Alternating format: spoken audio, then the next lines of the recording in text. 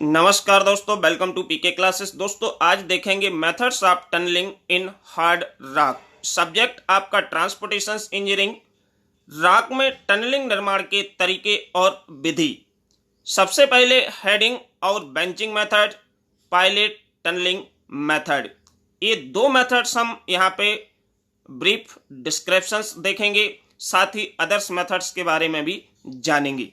तो आइए दोस्तों, सबसे पहले हम बात करेंगे टनल क्या है और कब और किस कंडीशंस में इसका निर्माण किया जाता है। तो दोस्तों, जो भी छात्र पीके क्लासेस में फर्स्ट टाइम है, जो अभी भी पीके क्लासेस से नहीं जुड़े हैं, वो चैनल को जरूर सब्सक्राइब करें एंड वीडियो को लाइक करें। साथ ही दोस्तों, वीडियो में अंत तक बने रहें।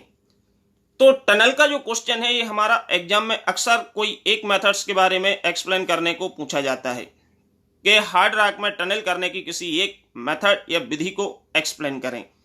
तो टनल का मतलब होता है कि जैसे कि हम कोई भी हाईवे बना रहे हैं, किसी हिली एरिया से हमारा हाईवे पास हो रहा है, तो वहां पे हमको एनालिसिस करना पड़ता है कि हम इसकी हाइट ऊपर से लेके जाएं या इसमें हम जो टनल है, टनल का निर्माण करके इसके अंदर से पास कराएं, क्या सूटेबल रहेगा। या हमारा कोई वाटर सप्लाई के लिए भी टनल की आवश्यकता पड़ती है। ट्रेन के रास्ते में भी, ट्रेन के रूट जब हम रेलवे लाइन का कंस्ट्रक्शन करते हैं तब भी टनलिंग बनती है। कई जगहों पे हमारी कई स्टेट में बहुत बड़ी बड़ी टनल्स का निर्माण किया जा रहा है। साथ ही जम्मू एंड कश्मीर में आपने सुना होगा बहुत बड़ी टनल का निर्माण है जो कि हो रहा है। तो टनल इज अ पाथ और route constructed underground across the hill. किसी भी हिल या किसी भी पहाड़ पर जब हम अंडरग्राउंड मीन्स जमीन के अंदर किसी पाथ या रूट का निर्माण करते हैं for the transportation of train और व्हीकल। किस पर्पज के लिए? हमारे ट्रेन्स, व्हीकल्स के ट्रांसपोर्टेशन के लिए या वाटर के ट्रांसपोर्टेशन के लिए। The construction of tunnel depends upon the various factor such as ground condition. अब हम टनल कहीं भी नहीं बना सकते। सबसे पहले जो सिविल इंजीनियर्स होते हैं, इनमें क्या होता है कि सबसे पहले सिविल इंजीनियर्स के लिए सर्वे करना पड़ता है, कुछ फैक्टर्स स्टडी करना पड़ते हैं, जैसे कि ग्राउंड कंडीशन। जहां पे हम टनल का निर्माण करने जा रहे हैं उस ग्राउंड की कंडीशंस कैसी है, ग्राउंड वाटर क्या है, लेंथ एंड डायमीटर टनल का क्या रखना है, ट्रांसपोर्टेशन की depth of tunnel and cost of production, और इसके निर्माण में लगभग कितना खर्चा या कितना पैसा खर्च होगा। इन सभी चीजों को जब हम स्टडी करते हैं तो इन सभी पैरामीटर्स पे हमारी जो टनल्स है वो डिपेंड करती है। The geological survey decide the mode of excavation, whether it is drilling by machines और ब्लास्टिंग और बोरिंग। मीन्स जो हमारा जियोलॉजिकल सर्वे किया जाता है, उस सर्वे के बाद डिसाइड किया जाता है कि हम टनल कैसे, किसकी सहायता से या कैसे निर्माण करेंगे। तो इसमें हम ड्रिलिंग मशीन की हेल्प भी लगेगी, आपकी ब्लास्टिंग की भी आवश्यकता पड़ेगी, बोरिंग की भी आवश्यकता पड़ती है। अब हम देखेंगे इसकी कौन कौन सी मेथड्स होती हैं। अब सबसे पहले जो the methods of tunneling depend upon the size of the bore, the condition of the ground, the equipment available and the extent to which timbering is required। Means जब हम टनल बनाएंगे तो वहां पे हम कुछ फैक्टर्स और हैं जिसको हम लेके चलेंगे। टनलिंग में यदि हमें सपोर्टिंग के लिए किसी टिम्बर्स वगैरह की आवश्यकता पड़ेगी तो क्या उपलब्ध है, कितने मात्रा में अवेलेबल है, कौन कौन से इक्विपमेंट्स लगेंगे एंड किस साइज का हमें बोर करना है। ठीक, तो tunneling in hard rocks and tunneling in soft rock. जो टनलिंग मेथड्स होती हैं दो प्रकार की होती हैं। एक तो हार्ड रॉक के अंदर टनलिंग की जाती है, दूसरी हमारी सॉफ्ट रॉक्स के अंदर टनलिंग की जाती है। तो यहाँ पे जो हमारी मेथड्स ऑफ टनलिंग, हम आज के वीडियो में हार्ड रॉक के बारे में बात कर रहे हैं। तो मेथड्स ऑफ टनलिंग में सबसे पहले क्या है, हार्ड रॉक्स है। हार्ड रॉक्स में कौन कौन सी मेथड्स आती हैं? एक तो होती है full faced method, full faced method. Second आपकी heading and bench method. Third drift method. और आपकी फोर्थ पायलट एंड आपकी फिफ्थ है जो परिमीटर मेथड ऑफ टनलिंग। ये हमारी जो टनलिंग की मेथड्स होती हैं, ये सारी मेथड्स के थ्रू हम क्या कर सकते हैं, टनल के लिए कंस्ट्रक्ट कर सकते हैं। अब यहाँ पे हम फुल फेस मेथड की बात करें तो जो फुल फेस मेथड होती है, इस मेथड में हमारा जो मैक्सिमम डायमीटर है वो 3 मीटर होता है। कितना? फुल फेस मेथड का यदि हम निर्माण करेंगे तो इसमें कुछ क्राइटेरिया होते हैं कि यदि हम फुल फेस मेथड की बात करें तो ये स्मॉल टनल जब हार्ड रॉक के अंदर बनाई जाती है तो हम क्या करते हैं, फुल फेस मेथड का यूज करते हैं। और इसमें जो टनल का डायमीटर है वो मैक्सिमम 3 मीटर तक हम रख सकते हैं, ये भी एक लिमिटेशन से। इसके साथ ही इसमें क्या किया जाता है, फुल फेस का मतलब है कि सपोज आपको जितने डायमीटर की टनल बनाना है, कहने का मतलब है कि ये आपका टनल का डायमीटर है। अब इस डाया की आपको टनल खोदना है या टनल का निर्माण करना है, तो इस टनल के निर्माण के लिए सबसे पहले आपको क्या करना पड़ेगा, इसमें 25 सेंटीमीटर या इसके आपको क्या करना पड़ेंगे, बड़े बड़े होल करना पड़ेंगे, मीन्स ड्रिल करना पड़ेंगे। इसका जो फेस है, फुल फेस मतलब पूरे फेस पे हम क्या करेंगे, इसको एग्जीवेशन करेंगे। और एग्जीवेशन के लिए सबसे पहले हम इसमें क्या है कि मशीन से छोटे छोटे से ड्रिल करेंगे। और ड्रिल करने के बाद इसके अंदर हम क्या करते हैं, एक्सप्लोसिव मटेरियल्स को भर देते हैं। एक्सप्लोसिव मटेरियल में मीन्स जिसको हम बोल सकते हैं ब्लास्टिंग मटेरियल। तो क्या होता है, फुल फेस में हम जब ड्रिल करने के बाद इसके अंदर एक्सप्लोसिव मटेरियल को फिल करेंगे और एक्सप्लोसिव मटेरियल्स को या पाउडर जो इसके अंदर भरा है, जब उसको हम ब्लास्ट कराते हैं तो जो हमारी रॉक्स है वो छोटे छोटे से पार्टिकल में टूट जाएगी। मीन्स जो आपकी हार्ड रॉक है उसको हम सबसे पहले क्या करेंगे, छोटे छोटे से पत्थरों में या छोटे छोटे से स्टोन्स में हम ब्रेक कर लेंगे। ब्रेक करने के बाद इसको यहां से हम रिमूव करते जाएंगे। इसके बाद अगेन हम इसके और अंदर फिर ड्रिल करेंगे, फिर ब्लास्ट करेंगे, फिर रिमूव, और ऊपर से हम फिनिशिंग देते जाएंगे चारों तरफ से अराउंड द डाया। तो इस प्रकार से हमारी जो फुल फेस मेथड होती है, इस फुल फेस मेथड को हम उपयोग करके टनल का निर्माण करते हैं। अब यहाँ पे जो हमारी नेक्स्ट मेथड है, ये है हमारी हेडिंग एंड बेंचिंग मेथड या हेडिंग एंड बेंच मेथड। अब इस मेथड में हम जैसे कि आप देख पा रहे हैं कि इसकी जो हमारी टनल होती है, टनल की जो हमारा पोर्शन है उसको हम दो पार्ट में बांट लेते हैं। जो अपर पार्ट होता है, अपर पार्ट को हेडिंग बोलते हैं, और जो नीचे वाला पार्ट होता है उसको हम बेंच बोलते हैं। अब ये दोनों पार्ट हमारे इक्वल साइज के भी हो सकते हैं या अलग अलग साइज के भी हो सकते हैं। मीन्स इसमें कोई ये जरूरी नहीं है कि आप एक की साइज ले रहे हो, यदि 10 मीटर तो दूसरे की भी साइज आप 10 मीटर ही लो। इसको हम इक्वल या अनइक्वल साइज में कंसीडर कर सकते हैं। बस आपको ध्यान रखना है, जो हेडिंग है ये हमारा अपर हाफ होता है और जो हमारा बेंच है ये लोअर हाफ होता है। और इसकी जो साइज है लगभग आपकी 3.70, हेडिंग पोर्शन की जो साइज होती है 3.70 meter to 4.60 meter ahead of the bench portion. Bench portion से इतनी साइज पे इसको रखा जाता है। और हमारी जो हेडिंग एंड बेंच मेथड होती है दोस्तों, इसका उपयोग हम लार्ज साइज की या लार्ज डायमीटर की टनल को बनाने में किया जाता है।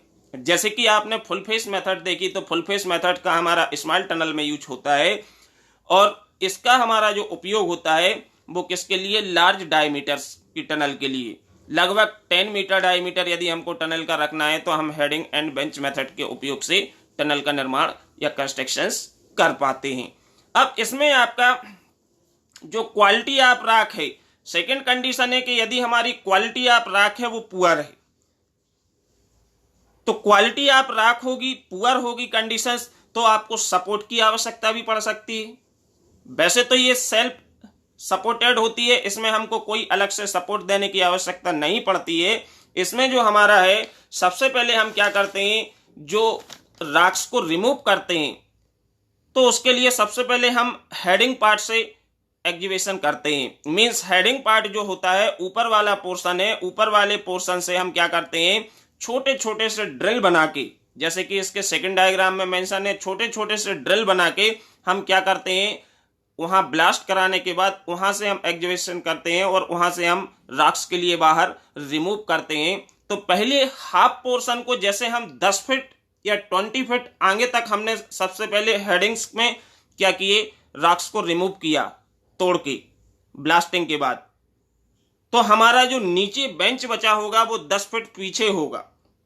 समझ गए। सबसे पहले हम 10 फीट अपर हाफ पोर्शन में हम रॉक को रिमूव करेंगे और टनल्स को बनाएंगे, उसके बाद हम नीचे से काम स्टार्ट करेंगे।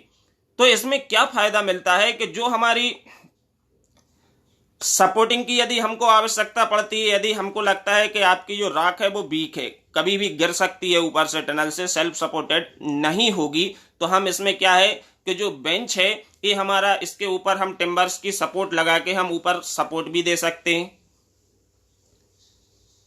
ऊपर सपोर्ट भी दे सकते हैं। और यदि हमारी सपोर्ट की आवश्यकता नहीं पड़ती है, the hard rock permit the roof to stay in place without supports. Means यदि सपोर्ट की नीड नहीं है तो हम क्या करेंगे, सबसे पहले हेडिंग पार्ट में बनाएंगे और उसके 10 फीट जो बैक साइड है, पीछे है, इसके बाद हम क्या करेंगे, बेंच में मकिंग करना स्टार्ट करेंगे। मीन्स वहां से जो रॉक्स है, रॉक्स को तोड़ के ब्लास्टिंग के बाद हम हटाना स्टार्ट करते हैं। इसके बाद जो हेडिंग्स होती है वो हमारी 10-15 फीट आगे ही चलती है। कभी भी हम पूरे फुल फेस की मटेरियल से या रॉक को रिमूव नहीं करते हैं। पहले हेडिंग अपर पार्ट का रिमूव करते जाएंगे जो कि आपका 10-20 फीट आगे तक रहेगा, और इसके बाद धीरे धीरे हम पीछे का जो बेंच है इससे हम मटेरियल्स को रिमूव करते हैं। तो इसकी जो एडवांटेजेस है, एडवांटेजेस में क्या फायदा होता है, the work of drilling of hole for the explosive and removal of muck can progress simultaneously. ये फायदा मिल जाता है कि जो हमारा वर्क ऑफ ड्रिलिंग है of hole for the explosive and the removal of muck can progress simultaneously, इसको हम साथ साथ कर सकते हैं। क्यों? क्योंकि आपकी वो 20 फीट आगे है तो 20 फीट आगे उसमें ड्रिल चलते रहेंगे, हम नीचे मकिंग करते रहेंगे, या ऊपर से मकिंग हो रही है तो नीचे हम ड्रिल करते रहेंगे, हमारा काम डिस्टर्ब नहीं होगा। और पूरे फेस पे कर रहे हैं तो पूरे फेस पे एक साथ आप ब्लास्टिंग या ये नहीं कर सकते। ब्लास्टिंग करोगे तो फिर मटेरियल एक साथ ही रिमूव करना पड़ेगा, तो जगह तो आपकी उतनी ही डाया। तो इसलिए हम 2 हेडिंग एंड बेंचिंग का उपयोग करके हम इसको आसानी से जो टनलिंग है या टनल्स है उसका निर्माण करते हैं। सेकंड इसकी खासियत होती है, this methods require the use of lower quantities of gun powder. Means हमें जो एक्सप्लोसिव की आवश्यकता पड़ती है बड़े बड़े रॉक्स को छोटे पार्टिकल्स में तोड़ने के लिए, उसके लिए हमें बहुत ज्यादा मात्रा में गन पाउडर की या एक्सप्लोसिव की नीड नहीं होती है। इसमें हम कम मात्रा में एक्सप्लोसिव का यूज करके हम कर सकते हैं। इसके बाद जो सेकंड मेथड है, थर्ड मेथड आपकी वो है pilot tunnel method. Pilot tunnel methods जो होती है, पायलट टनल मेथड्स जो होती है, this method involve the design of 2 tunnels. इस मेथड में हम सबसे पहले जान लें कि हमें 2 टनल की डिजाइन करना पड़ती है जो एक दूसरे के पैरेलल होती हैं, समानांतर होती हैं, जिसको हम एक को पायलट टनल बोलते हैं और एक टनल हमारी कहलाती है मेन टनल। मीन्स जैसे कि आपको दिख रहा है ऊपर वाली इस डायग्राम में मेन टनल है और नीचे वाली जो है वो पायलट टनल है, और बीच में आपकी क्या है, ये पूरी मिट्टी है या आपकी रॉक्स है। तो पायलट टनल में 2 टनल का निर्माण पैरेलली किया जाता है, एक मेन और एक pilot. The cross section of the pilot tunnel usually measure about 2.4 meter. इसका जो क्रॉस सेक्शन है पायलट टनल का, ये हमारा 2.4 मीटर्स के लगभग होता है। And pilot tunnel is driven parallel to the main tunnel and connected to the central line of the main tunnel. Means main tunnel की सेंट्रल लाइन से कनेक्टेड होती है और एक दूसरे के समानांतर यदि हम एक खोद रहे हैं तो एक दूसरी टनल हमारी ए होगी। मीन्स एक दूसरे के पैरेलल हम क्या होंगे, 2 टनल्स बनाते हैं इस मेथड के थ्रू। ठीक, the pilot tunnel driven parallel to the main tunnel and connected to the central line of main tunnel with cross cut at many points. इसमें क्या होता है कि जो आपके क्रॉस कटिंग होती है, क्रॉस कटिंग जैसे कि आप यहां पे देख पा रहे होंगे कि ये हमने यहाँ पे क्रॉस कट दिए हुए हैं और क्रॉस कट के थ्रू हमारी जो मेन टनल है और पायलट टनल है ये आपस में जुड़ी हुई है। तो ऐसे हम बहुत सारे बीच बीच में क्या है, क्रॉस कट बनाते जाते हैं मेन एंड पायलट टनल के बीच में। The main tunnel is then excavated from a number of points. अलग अलग पॉइंट से इससे हम क्या करते हैं, मकिंग करते हैं और मटेरियल्स को निकालते हैं। अब इसमें जब हम क्रॉस कट बनाते हैं तो क्रॉस कट का फायदा क्या होता है, एक तो आपको वेंटिलेशन मिल जाता है, दूसरा आपको प्रॉपर ऑक्सीजन या एयर है जो कि टनल के अंदर आपको पर्याप्त मात्रा में उपलब्ध हो जाती है। अब इसकी जैसे एडवांटेजेस की बात करें तो it help in removing the muck from the main tunnel quickly, ये हमें मदद करता है मक को मेन टनल से रिमूव करने में आसानी से। Second, it help in providing proper ventilations and lighting in the main tunnel, जो हमारी मेन टनल होती है उसमें प्रॉपर लाइटिंग एंड वेंटिलेशन भी हमको मिलता है। इसलिए हम इस प्रकार से पायलट टनल का उपयोग करते हैं, जिसमें एक मेन टनल और एक पायलट टनल बनाई जाती है और बीच में अलग अलग जगहों पे पॉइंट पे क्रॉस कट दिए जाते हैं।